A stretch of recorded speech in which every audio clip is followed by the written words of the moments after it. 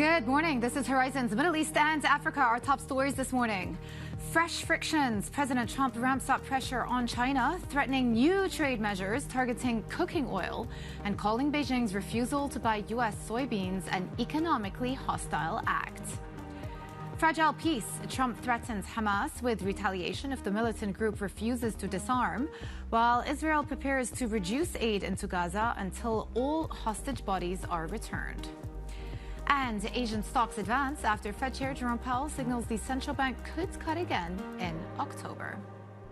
It's just gone 8 a.m. across the Emirates. I'm Johanna in Dubai. Let's get you up to speed on these markets. We saw a bit of a pullback yesterday for the S&P and NASDAQ, but there is a lot going on. We had those stellar bank earnings come through yesterday from the likes of JP Morgan, from Citi, Wells Fargo, Goldman Sachs, all of them posting record, or at least close to record, revenues for the quarter, particularly in their trading business, and also advisory deal making for Goldman Sachs as well. So we're going to be talking more about that later on the show. We are very early stages of the earnings season, and the consensus estimate for EPS growth this quarter is a small moderation from the last quarter. So the expectation is that we're going to go from 11% to 8%. But of course, we started off very strongly yesterday with this U.S. bank earnings. On the macro agenda, though, keeping a close eye on those comments out of the Fed Chair Jerome Powell, he basically insinuated that the central bank is still on track for the remaining cuts that are priced into the market this year. October is 100% priced in at this point. And then also keeping a close eye on all of those geopolitical developments between China and U.S. Once again, you're seeing both sides threaten more retaliatory action. So today, S&P futures are leaning towards the green, up 0.2%. European markets leaning green as well, and this after positive news emerged out of France yesterday. The Socialist Party did not vote against the returning Prime Minister Le Cornu, so that's an endorsement of this government and perhaps suggests that maybe it will last a little bit longer than a month this time. So we're seeing a positive price action in European markets. The USD is slipping. We're down 0.2%. Could be in reaction to some of those more dovish comments coming through from Powell, and also him suggesting that they're going to slow down the pace of QT, which means the balance sheet will stay bigger for longer. Obviously, that's downward pressure on the USD. And then Brent, take a look at where we're at today. We are all the way down to $62, down 0.4%. A lot of risk premium has come out of this market. We've actually traveled a long way this week.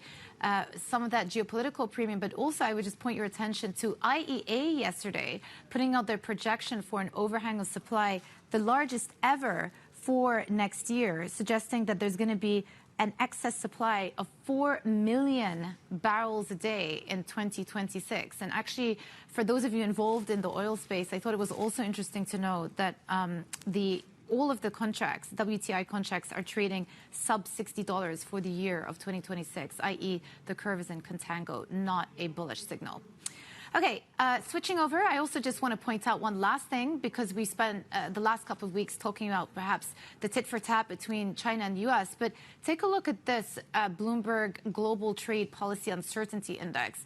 We got to really high levels around April, understandably so, and then we started drifting lower, and then once we had another retaliatory spike in the summer, it sort of shot up again. But we're basically coming from very, very low levels, and even though there's a lot of headline news about what's happening between China and U.S., and indeed tariffs with all of these tariff trade deals with countries around the world, markets are less worried than they used to be. So that's interesting from an uncertainty perspective.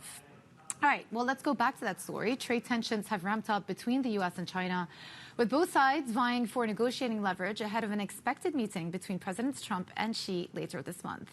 The latest move is Trump's threat to halt imports of Chinese cooking oil in retaliation for Beijing's refusal to buy American soybeans. It follows China's move on Tuesday, sanctioning the U.S. units of a South Korean shipping giant. And Asian stocks have rebounded after 3 days of losses, despite the renewed U.S.-China tensions. Fed Chair Jerome Powell stoking optimistic sentiment after signaling the U.S. central bank could cut rates again this month. The labor market has demonstrated pretty significant downside risks as payroll jobs have declined, and both the supply and demand for labor has declined quite sharply. So, those two states of affairs for our two goal variables, call for different monetary policy responses. So as they come more into balance, I think the idea has been that policy should move from being, tight to some degree to being more neutral as those two things balance out. Joining us now is Anita, Krishna, Gupta, CIO at Wealthbrix Capital Partners. We should play spin the wheel and figure out which topic we can start with in our conversation today. Given we just heard from Jerome Powell yesterday, and markets are reacting to it this morning, let's start there. It's interesting that he's sort of sticking to the line that they are going to go ahead with these rate cuts for the remainder of this year. He's hinting at that, despite the fact that the U.S. is still in a shutdown and we're not really getting that government data. Good morning, Joanna. I think that it's a given that we are going to get 2 more cuts, 25 basis points each. And we heard Chair Powell speak of financial stability being very important for the Fed. And when he's looking at the labor market, he is worried. So that is superseding any inflation concerns that he might have regarding the tariffs that are being implemented. So we are looking at rate cuts. That's positive for markets. So despite the geopolitical tension that we are seeing, in terms of what's happening between China and the U.S., we are seeing this yo-yo in U.S. markets, one day up and one day down. Yeah, but mostly up, though. Mostly the U.S. markets keep trending up and up and up. Yes. Why do you think investors are reacting that? Friday was a special case, right? But in general, what you've seen is sort of a complacency around tariff discussions, tariff talk, the ongoing, never-ending trade deal discussions also with various blocs around the world. Is it because investors sort of have fatigue, tariff fatigue, or because they've come to the conclusion that it is not as relevant for the direction of stock markets? At the moment, what investors are paying attention to is earnings growth. They are putting earnings growth above anything else, and that's been a norm in markets for decades. Yeah. So you did have a Liberation Day sell-off, which was very severe. After that, kind of the facts came through in terms of course, what the big tech, what the Magnificent Seven are doing in terms of adding to earnings and growth. And it is still an AI story. So there's, of course, the concentration risk. But markets today are very much being driven by the AI stocks. Of course, and albeit do not forget the fact that you've got in this month in October a bit of a shift towards healthcare and consumer staples such as Walmart. We are seeing stock prices rise both for the more defensive sectors. So Bank of America conducted a global fund survey. 54% of participants in October indicate tech stocks are looking too expensive. So that is a big jump from the prior month when nearly half had dismissed those concerns. What do you think? How do you think this is going to be reflected in price action in the coming months, given that a good portion of fund managers are now getting a bit hesitant or cautious about the outlook for AI? I don't think there's anything new about the fact that people have seen tech as overvalued. They've seen a kind of a bubble. They've seen that the rally has overstressed itself. This has been the talk for the last few years. Again, everything depends on the earnings. When you've got technology growing at a higher earnings growth rate than the rest of the market, when you're seeing that revenue is again very strong, whether it's cloud computing, large language models, whether it's consumer mapping that's coming through, it's still a story of, yes, concentration risk. 35% of the S&P 500 is 7 stocks. But at the same point, you cannot deny the fact that we are getting growth, we are getting production efficiencies through technology, and that is going to continue. So we're not worried about the tech rally. We don't think that's going to go away. What we would very closely watch is the guidance and the earnings, and that's not till the end of October. So we're starting with the banks, and big tech only comes in towards the end of October. Yeah, to your point, to go back to consensus earnings estimates for this quarter, I saw consensus are expecting tech, i.e. the Magnificent Seven, to drive third quarter growth, expectations of 20% year-on-year EPS growth, so massively surpassing the rest of the index. Let me ask you, though, about where AI fits into the China-U.S. geopolitical tensions, because one thing that has emerged over the last couple of weeks is China's feeling pretty good about its stronghold on rare earths, and they have looked to apply export controls. If they wanted to wreak havoc on the AI ecosystem, they could, because these are essential materials that are used in the fabrication of chips. Is that somewhat of a risk, you think, that is on investors' minds? Should they be thinking about it more? Yes, it's definitely a risk, but the way that we've seen the rhetoric play out between the U.S. and China, I think that there will be a resolution over time. The U.S., of course, has been very proactive in terms of taking stakes in anything they see as, a rare earth companies. We have seen that recently they've been taking stakes. They are worried, so I wouldn't say that they are complacent. They would have to look for alternative sources. At the same time, China does need those high-end chips within its own development of large language models. So it's a bit of give and take going on here. And I would, think and hope that there will be a satisfactory resolution. So yesterday, Paul Tudor-Jones was speaking to our colleagues at Bloomberg, and he said he's quite nervous about the concentration that exists in the S&P. Yes. And I wonder, though, if, given your bullishness, you are worried about a systemic pullback in broader stocks should something happen in the AI space that causes people to rethink. Paul Tudor-Jones was also very optimistic on the NASDAQ continuing to go up. So there's a mixed view that he gave, firstly. Secondly, yes, we see a continued rise in the markets, but I've always said this, 5 to 10% pullbacks in a year are normal. It's very few years that you don't see those pullbacks, and yet you might see the index end up 18 to 20% up. Yeah. So volatility in markets is a given. Nothing's going to go up in a straight line. We will get a couple of pullbacks, maybe one more this year, a couple next year. But again, we will look through to how the economy is growing. We will look through how the consumer is reacting. As I said, we're not complacent. There are worries. You've got the big automakers in the US, the three big ones talking about a $7 billion impact on tariffs. We've got people worried about the imports of household goods, furniture. There's a lumber tariff that came in through yesterday. So you're going to have, fewer house purchases. So we have to watch the economic growth, and yet we had an upward revision to economic growth yesterday. Yeah. So it's a mixed bag. Stay the course. Anita, thank you so much. Lovely to chat to you, as always. Anita Krishna Gupta, CIO at Wealthbrix Capital Partners. Thank you. Well, coming up, cracks form in the fragile peace deal between Israel and Hamas as President Trump demands the militant group disarms. We'll discuss the latest next. This is Bloomberg.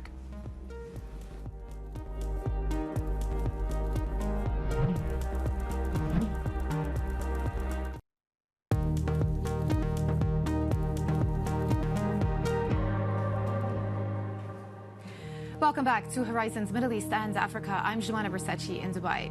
President Trump has threatened Hamas with retaliation if the Gaza-based group does not lay down its arms. Trump says disarmament needs to happen within a reasonable period. Meanwhile, Israel says it is limiting aid into Gaza because Hamas has yet to return all the bodies of dead hostages, a key part of the deal that took effect last week. Bloomberg's executive editor for Middle East, North Africa and Russia, Stuart Livingston-Wallace, joins us now. First of all, it appears as though the ceasefire is holding up, but Israel, of course, would like to see the receipts. I'd say, essentially the delivery of the corpses, and there's still 28 of them that are in Gaza somewhere. Yeah, there's a couple of things. The ceasefire is a loose term, so I think what we're anticipating within Gaza is a very, very similar situation to what we've seen in Syria and in Lebanon. In other words, there will be sporadic fire, and that's exactly what we've seen over the last couple of days. Not just the IDF having to fire on people, but also fighting within Gaza itself amongst the Palestinians as, Hamas is coming back for control. But in terms of the repatriation, as it were, of the bodies of the dead hostages, I think we're anticipating something like another 20 probably outstanding. So we've had something like 8 come out. And there's a couple of things to think about that is that, logistically, is that even possible? Do they know where all those bodies are? It's very hard to tell. How much of this is Hamas slow steaming? How much of this is them genuinely trying to find these bodies? They genuinely don't know the whereabouts. Hard to tell. Yeah.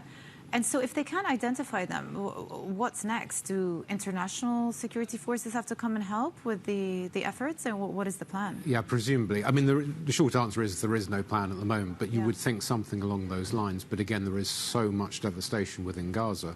Goodness only knows where all of them are. Yeah. And Stuart, at the same time, Israel have said that they're going to keep the Rafah crossing closed for one extra day. How is that hampering? Remember, we spoke about the huge humanitarian aid needs on the Strip right now. How does the, what we just discussed about the return of the deceased bodies impact the flow of humanitarian aid into the Gaza enclave? I mean, that you would think would have quite a large impact, because there's basically only two crossings. If they're going to close one of them or keep one of them closed, that's going to make it very difficult. Now, we know there is a huge amount of aid that has been approved, that is for the UN to deliver. I think it's 100,000 plus tons, which, as you say, is sorely needed. But if you can only get it into one entrance and then you're going to try and distribute it across the enclave, that's a really tall order. Yeah, it's not about the availability of humanitarian aid, it's about distribution and actually getting it in. Bloomberg's executive editor for Middle East, North Africa and Russia, Stuart Livingston-Wallace, thank you. Now for a look at some of the other stories we're following this morning. President Trump has signaled the $20 billion rescue package for the U.S. The U.S. is planning for Argentina, rather. Important distinction may depend on Javier Milei's success in the upcoming midterm elections. The comments triggered fresh jitters in local assets, with the currency swap intended to help shore up Argentina's peso and calm markets. Trump also says the two governments plan to discuss a potential free trade deal. And Bloomberg's being told that Saudi Arabia's state-owned SALIC plans to take full control of Alam Group's agricultural unit. Sources say the PIF-backed company is preparing to buy the remaining 20% it does not yet own after completing its $1.8 billion deal for an 80% stake.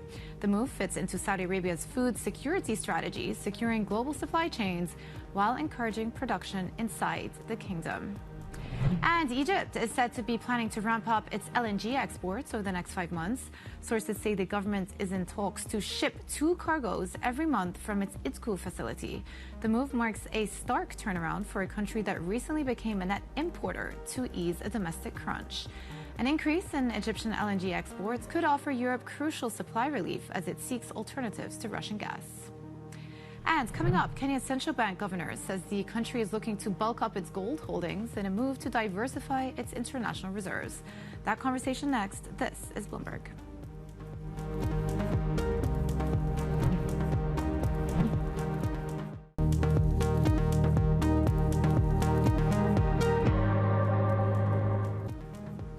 Welcome back to Horizons Middle East and Africa. I'm Junan in Dubai. The IMF is warning of dim prospects ahead for the global economy, with signs of strain from sweeping U.S. tariffs and protectionism. Global growth is so far holding up better than expected, with the fund raising its growth forecast for the year slightly to 3.2%. It says this is largely due to temporary factors such as a weaker dollar and preloading ahead of the tariffs. The tariff shock is here, and it is further dimming already weak growth prospects. This is clear even in the U.S. Growth is revised down from last year, the labor market is weakening, and inflation has been revised up and is persistently above target, signs that the economy has been hit by a negative supply shock. And Kenya has held talks with the Bank of England and other institutions about its plans to start buying gold as part of its international reserves. It is the latest country looking to bulk up holdings of the precious metal, with some investors viewing it as safer than the dollar. Kenyan Central Bank Governor Kamau Thugge told us why it's a prudent time to diversify. We do see all kinds of risks, global risks, whether it's geopolitical risk, and even this geo-economic fragmentation. And we do see a lot of risk globally. And I think it's prudent for us to be able to diversify and so as to address those risks that we see. Does the recent escalation between China and the U.S., do you worry potentially you'll see spillovers of that in your economy? Yes, of course. I think the more confrontation there is between the two, it affects their growth rates. It affects the growth rates of China and of the U.S. In our case, for the U.S., we do a lot of trade with the U.S. We export a lot of even coffee and tea to the U.S. We get a lot of remittances. In fact, the U.S. is the largest source of remittances. We also get a lot of tourists from the U.S. So that escalation of tensions, if it does impact on the growth prospects for the U.S. and also for China, it definitely has a negative impact on our economy. How do you position then for that, especially considering some of the stability that you outlined at the beginning of the interview? What is it that you can do in this moment? I think certainly we should continue to mobilize the resources domestically, and by resources I mean both revenue, but also deepening the domestic financial markets for us to be able to lend in the event that we don't get the necessary external financing, that we can access local financing without driving interest rates up. I think in addition, obviously, we need to see what we can cut in terms of our government spending. What is not productive should also be cut. But equally important is really to pivot towards the regional trading blocks, and not just regional, but also, for example, the African free trade area.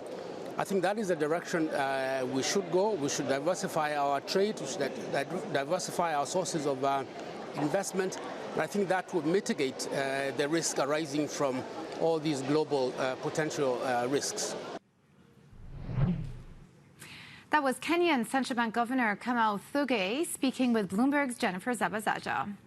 All right, let's get a check on equity markets, futures, and how they're trading. Leaning positive, S&P futures above 6,700, up 0.2%. Take a look at European markets. 0.9% firmer is the signal. And of course, we got positive news out of France politically yesterday. Looks like the Prime Minister's renewed government or budget proposals are not going to be shut down because socialists have pledged their support to that government now. So perhaps some continuity there. We've seen a tightening of the OAT Bund spreads, about 8 basis points tighter throughout the course of the last couple of days. So that's being reflected in European markets. But still, a lot coming up in terms of earnings. We kicked off earnings yesterday with the banks, the major banks, JP Morgan, Goldman Sachs, Wells Fargo, Citi. And today we get results out of, who is reporting today? Morgan Stanley is reporting later today. So that's going to be a big focus alongside all of the developments between U.S. and China. We're going to be talking about that next. Those trade tensions and how the situation may play out with Guotai Junan, Chief Economist Zhou.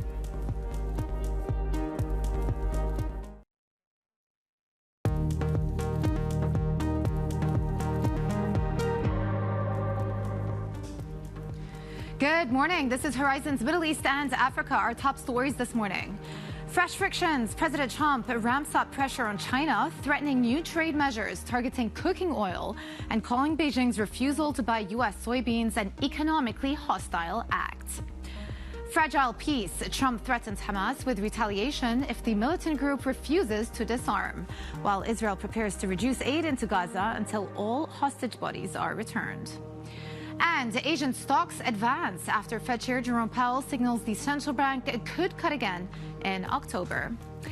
It's just gone 8:30 a.m. across the Emirates. I'm Johanna Bersachi in Dubai. Well, lots of developments that are potentially quite market moving. Yesterday, those perhaps dovish comments coming through from the Fed Chair Jerome Powell signaling that they're sticking to the path and that they will likely proceed with those interest rate cuts. And I will say that 2 further interest rate cuts are essentially fully priced in by the end of this year. October is 100% priced in the U.S. curve. So no major surprise there. But perhaps one signal that did surprise the market is they suggested that they may look to slow down the unwind of their balance sheet. So that's actually one of the reasons why the dollar is moving a little bit lower today. We're down 0.2%. But you can see U.S. equity markets leaning towards the green after a pullback yesterday. We had a bunch of banks release their earnings results very, very strong out the gates from the likes of Goldman Sachs, JP Morgan, Citi. Today, attention turns to more banking results that are hitting. So very early stages of the earnings season, but will be a key determinant of where these markets go from here. European markets leading very positive today, up almost 1%. Some positive signals coming through from France. Le Cornu did have the support of the Socialist Party. So there is a higher chance that this government may actually survive, which is providing a positive catalyst to European equities this morning. And then Brent, take a look at what's been happening to the price price of oil, we've really slid a long way. It was a couple of weeks ago, it was trading close to $70. We're now down to 62.2. A lot of downward pressure. You could say some of it is geopolitical premium, but I would just point back to fundamentals. The IEA yesterday putting out a report suggesting that world oil supply will exceed demand by almost 4 million barrels a day next year. That is an unprecedented number. And then those in the weeds in that market will also just point to the fact that WTI for all of 2026, the entire curve is trading below $60. So this curve, this energy curve, is now in contango, not a bullish signal for the market.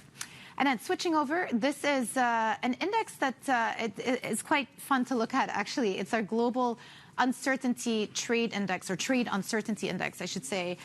Earlier in the year, no surprise, in April, we shot massively upwards when Trump announced those series of tariffs and reciprocal tariffs.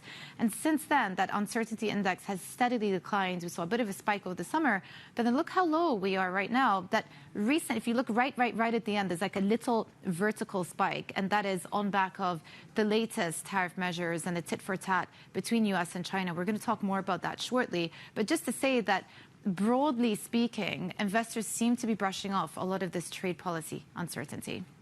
Okay, let's get more on the market action with Bloomberg Markets live strategist Mark Cranfield. So I went through this very quickly, but the dollar once again is resuming its downward trend. Mark, what can we point that down to?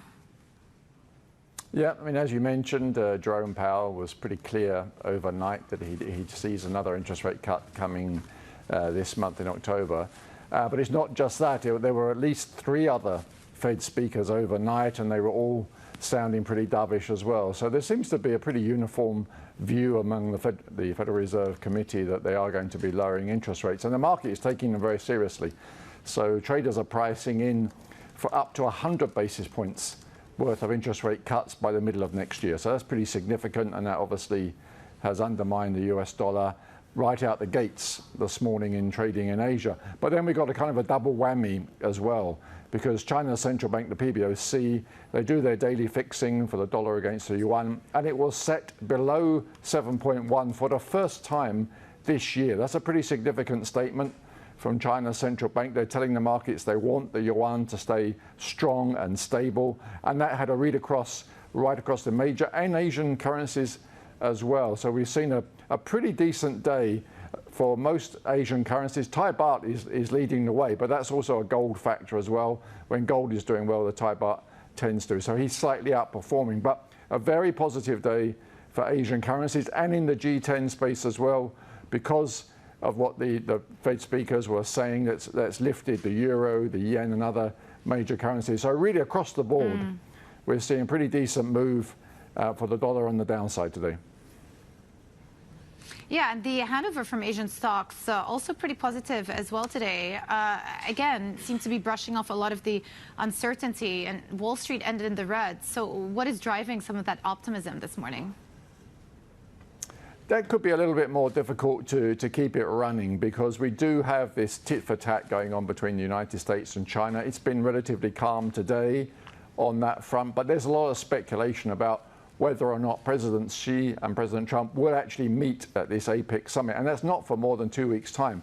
So we're probably going to have this on-off situation for most of the time until people are really sure that the 2 presidents are going to meet. It's going to be a friendly discussion, and that trade tariffs will be put in the background. In the meantime, it will be very edgy. People will be very nervous, and we'll be going pretty much on a day-to-day basis. So as of today, things have been relatively calm in Asia on the news flow front. People are feeding off those statements from Jerome Powell, taking that as a positive sign for equity markets. But I don't think anybody is looking too far ahead. They're taking it fairly cautiously. We're likely to have TSMC results on Thursday. That is what we're expecting. They're probably going to be pretty decent numbers if you look at the other major chip makers around the region. So that would certainly give some help to the markets. But at any time, people are really looking for the next thing to come from President Trump, or maybe some reaction from China as well. Until there's a bit more clarity that they've both really dialed back the language on that, Asian markets will be pretty nervous.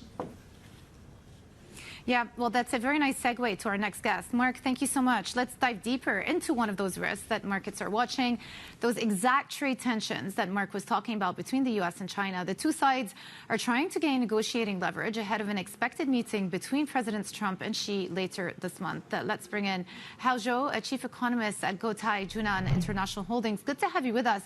You know, the Wall Street Journal just put out an article a half an hour ago saying China, betting it can win a trade war, is playing hardball with Trump. What is giving China the confidence to play hardball right now? Thank you for having me here. I think it's very clear that basically the market has little hope that China, U.S. will have a kind of solid deal anytime soon. I think as you mentioned, why China is so confident. I think the most important thing is that the trade tensions has been there for many years. And it looks like this will be a long-lasting kind of a conflict between China and the U.S. in the future as well. So I think if you know that this is a long game, basically you have to prepare for any kind of things.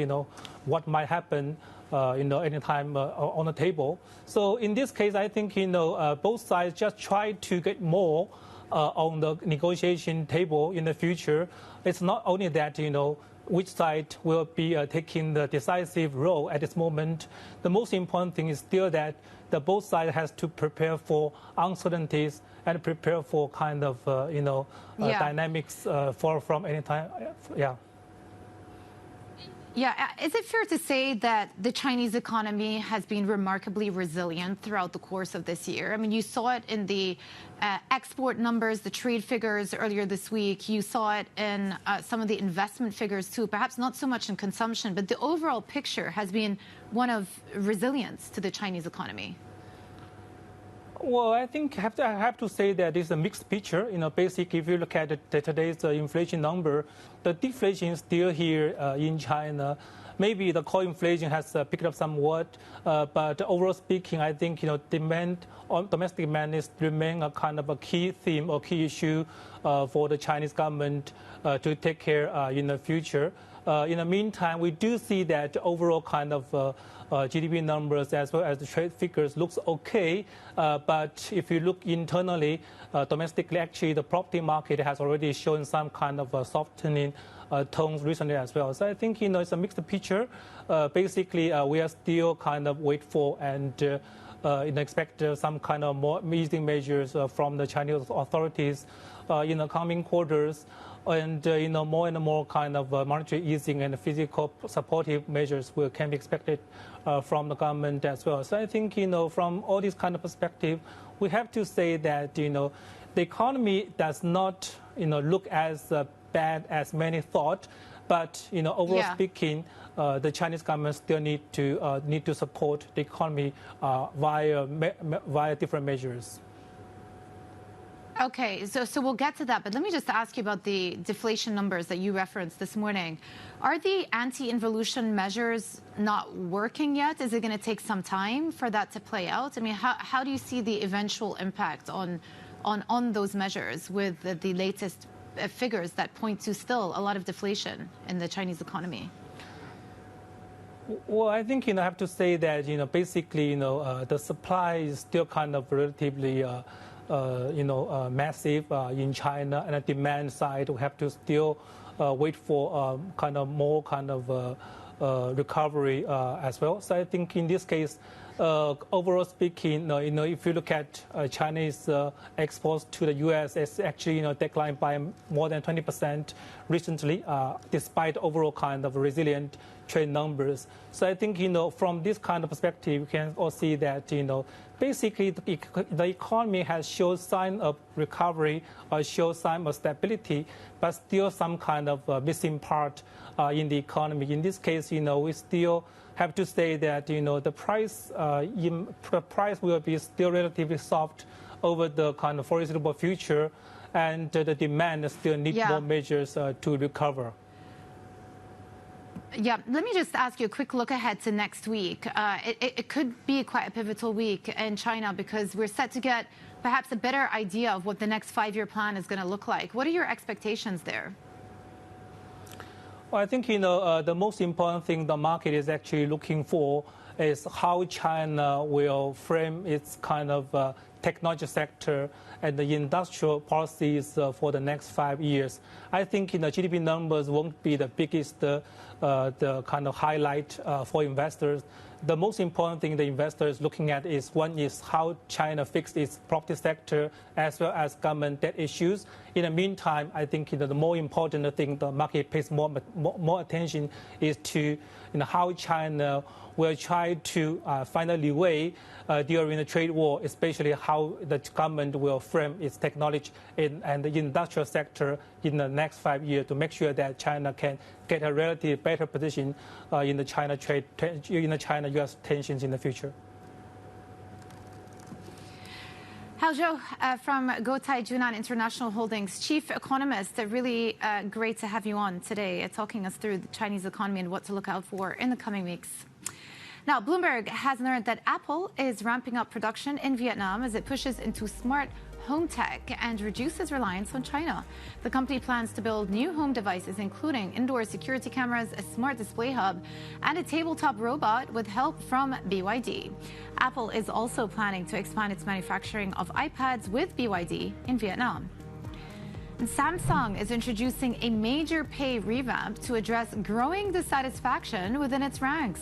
An internal memo seen by Bloomberg shows that the firm will grant payouts to staff over 3 years based on its stock price starting this month through October 2028. It will also offer workers the option to get up to half of that payout in stock instead of cash. And coming up, election uncertainty in Cameroon after the opposition leader claimed victory in the country's presidential election. We get you the latest next. This is Bloomberg.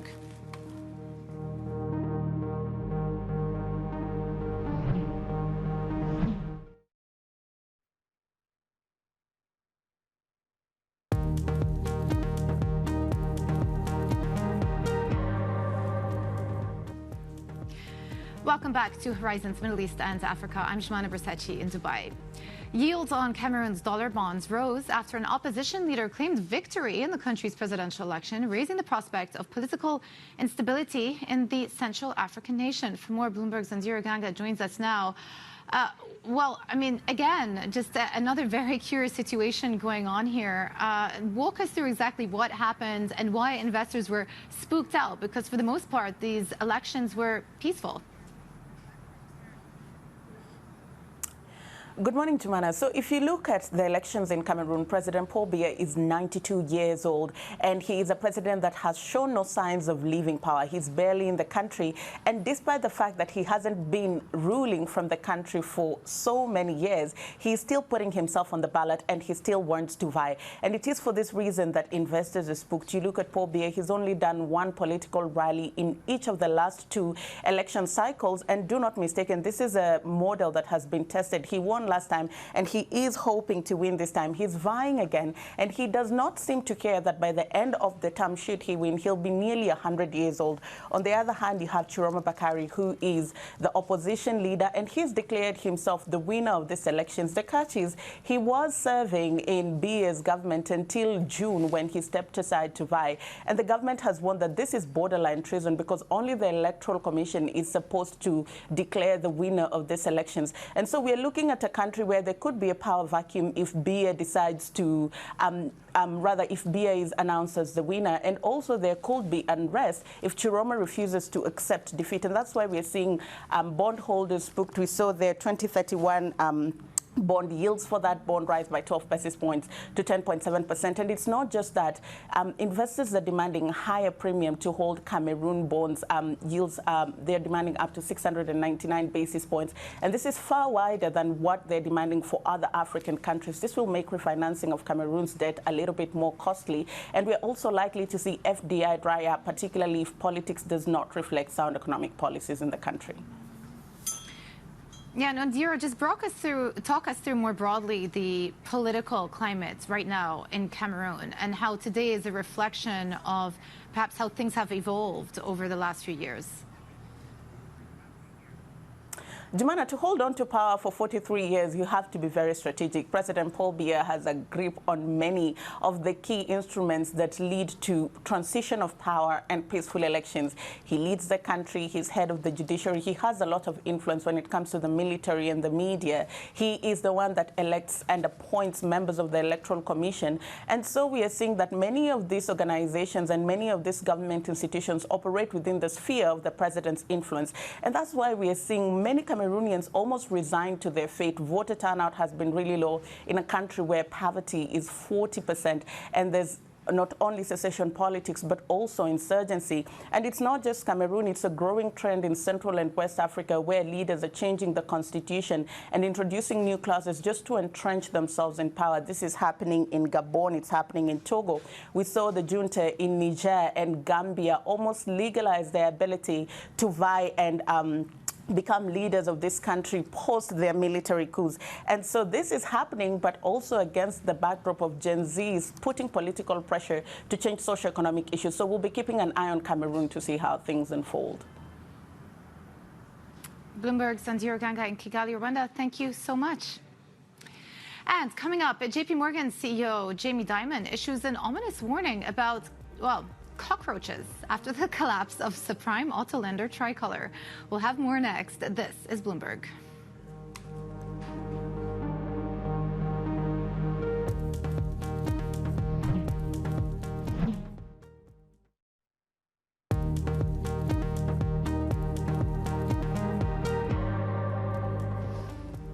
Welcome back to Horizons Middle East and Africa. I'm Junan in Dubai. The failure of subprime auto lender Tricolor Holdings hit JP Morgan's third quarter earnings, and the bank was forced to take a $170 million charge, which drove up its credit costs. CEO Jamie Dimon issues an ominous warning. Assume that whenever something happens, we scour all process, all procedures, all underwriting, all everything. And, you know, we think we're okay in other stuff, but my antenna goes up when things like that happen. And I probably shouldn't say this, but when you see one cockroach, there are probably more. You know, and so everyone should be forewarned on this one. For more, let's bring in Bloomberg editor Charlie Wells. You know, Charlie, like as journalists, you want to be nitpicking and sort of, you know, finding holes or things to worry about. But maybe let's just start with the big picture, which is the fact that these earnings yesterday were extremely strong from all of the U.S. banks that reported both on trading and on advisory and deal making. I mean, yeah, you look at some of the growth here that we saw in investment banking fees, a 42% jump for Goldman Sachs. That is huge. That overshadowed the others who still brought in significant fees given the deal bonanza that we've seen. We saw a number of beats across the board on trading revenue as well, although Goldman Sachs had a little bit of a miss on the equities trading front, despite some very strong performance there. But the issue here is that despite this strong performance, we were hearing a lot of commentary, and this is what analysts had been talking about, that the numbers for that third quarter would probably come in very strong, but it was the CEO commentary that we were really listening for, and it was a mixed picture there with some warnings as well. Okay, so let's talk about those warnings. The word cockroach is what is getting people's attention. Jamie Dimon certainly knows how to capture people's attention. What was he referring to exactly? And is it perhaps a sign of something more ominous to worry about in credit markets? Well, this was the CEO of America's largest bank basically saying, look, we've seen a number of bankruptcies in the auto space, First Brands, Tricolor, and that we need to be on the lookout for potentially more trouble in that credit market. And this was one of the concerns that analysts had going into this earnings season. How much of a hit would banks take? $170 million for JP Morgan. That's significant, but not a huge amount, especially relative to the amount of charge-offs that they had to take. But still, it was that sign that there could be more trouble out there. And this reflected some of the other commentary that we got from CEOs. Mark Mason at Citigroup talking about the consumer being a little bit more hesitant, and some tech issues, some potential divergence there in commentary coming from David Solomon. So that kind of set a damper on what was otherwise a record set of earnings for these banks. Yeah. Okay. Looking ahead, we've got more banks reporting. What should we be expecting? Similar themes or something more specific to watch out for? Yeah, Jumana, we are in the eye of the bank earnings storm. So we got Bank of America and Morgan Stanley coming, and it should look like their earnings could kind of reflect some of the shape of the other banks that they kind of compare to. So Bank of America looking like it could be somewhat similar to the more kind of Citigroups or JP Morgans of the world. And then Morgan Stanley, of course, reporting later today, their arch rival Goldman Sachs really posted those strong earnings in investment banking and on the trading front as well. So we should expect similar noise there. But we did see some misses, some perhaps, over optimism coming from some of the banks, particularly Goldman. So let's look out for that as well.